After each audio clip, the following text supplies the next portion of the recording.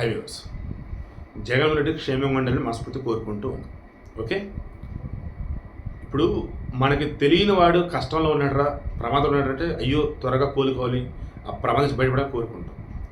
కుక్కో నక్కో pillow ఒక విష జంతువు అయినా ప్రమాదంలో ఉందంటే క్షేమంగా పెట్టాలని కోరుకుంటాం. దెన్ ఒక రాష్ట్ర ముఖ్యమంత్రిగా చేస్తున్నాడు, ఇప్పుడు ప్రతిపక్ష హోదా లేకపోయినా ప్రతిపక్షంలో ఉన్నాడు, ఒక ఎమ్మెల్యే గెలుచున్నాడు, 1000 కోట్ల ఆస్తుంది. ఇప్పుడు ఈ మనిషి మానసికమైనటువంటి వేదన అనుభవిస్తున్నాడు అన్నప్పుడు కళ్ళ ముందు స్పష్టంగా కనిపిస్తూ ఉన్నా మనం అనిపించేట్లే అని అనలేం కదండి, తప్పండి. సో జగన్మోహన్ రెడ్డి ఆ మానసిక వేదన నుంచి బయటపడాలని తాడేపల్లి ప్యాలెస్లో ఉండలేకపోతున్నాడు. ఎందుకు? వాళ్ళ పార్టీ వాళ్ళు కూడా ఏమని చెప్పాలో తెలియని పరిస్థితి, ఎవరైనా వైసీపీ బొమ్మను వస్తే వాళ్ళకి కలవలేని పరిస్థితి, చూడలేకపోతాడు వాళ్ళని. సో అక్కడ ఉంట్లా పులివెందులు ఉందాం అనుకుంటే ఈ పులివెందుల పులిని అక్కడ ఉన్న వాళ్ళు కూడా ఆద్దని ఇదని క్వశ్చన్ చేస్తూ మా బిల్స్ రాడని చెప్పి అడుగుతూ ఉంటే ఏం చెప్పాలో తెలియట్లేదు ఆయనకి. పులివెందులు కానీ తాడేపల్లి కానీ మన నెల్లూరు జైలుకి వెళ్ళినప్పుడు కానీ ఈ 3 చోట్ల మనిషి కనిపించాడు. ఆ నెక్స్ట్ బెంగళూరు ఎలహంక ప్యాలెస్.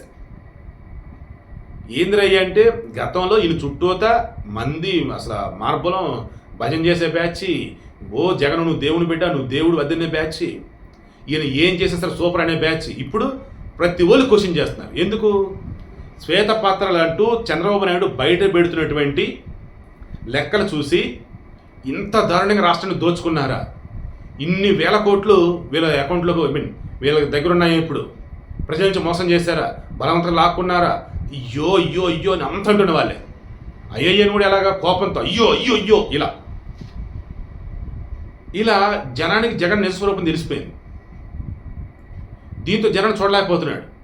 మొన్న హిమాలయాలకు వెళ్ళిపోతాను అనుకున్నాను, బట్ నేనే ఉండిపోయాను చెప్పేసి అన్నాడు. ఇప్పుడు ఈయన రోడ్డు మీద వస్తున్నాయంటే చెట్లు కొట్టే ఇట్లా పరదాల పెడతల్లా, సెక్యూరిటీ కూడా అందుకు నార్మల్ సెక్యూరిటీ.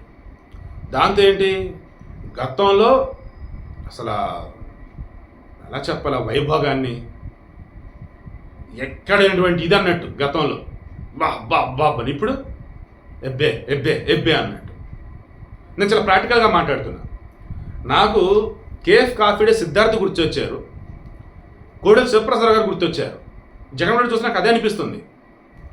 ఆయన ఉన్న ఫ్రస్ట్రేషను, ఆ బాధ ఎలా ఉందంటే ఈరోజు నాకు అనిపిస్తున్న ప్రకారం ఆయన ఆల్రెడీ సైకలాజికల్గా డిప్రెషన్లో ఉండని చెప్పేసి నాకు అర్థమవుతుంది.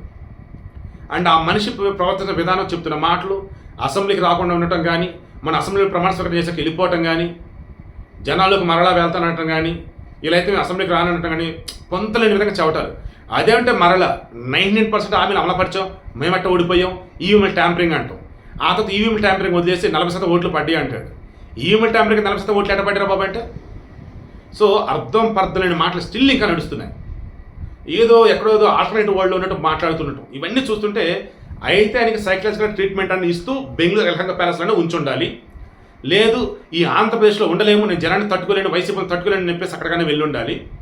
ఇంత ఇదిగా ఉన్నటువంటి మనిషి 100 కోట్లు 1000 కోట్లున్న సిద్ధార్థలాగా ఏ మాత్రం సమాజంలో గౌరవానికి భంగం లేదు, బ్రహ్మాండంగా ఉంటూ ఉన్నాం అనుకున్నటువంటి కోడెల సుప్రసాద్ గారి లాగో సైకలాజికల్గా మన గతంలో ఉన్నట్టు లేము, ఈరోజు ప్రజలే మనం తక్కువ చేసి చూస్తున్నారు అని జగన్మోహన్ రెడ్డిని అనుకుంటే, ఒంటరి కనుక ఆయన ఉంటే జరగడం జరిగే అవకాశం ఉంది. దయచేసి ఆయనని ఒంటరిగా ఎవరు వదలొద్దు. ఇన్ కేసు నిజంగా సైకలాజికల్ ట్రీట్మెంట్ కనుక అవసరమైతే ట్రీట్మెంట్ ఇప్పించండి. ఆయన బాగుండాలి, అసెంబ్లీకి రావాలి, ప్రజల సమస్యల మీద పోరాడాలి.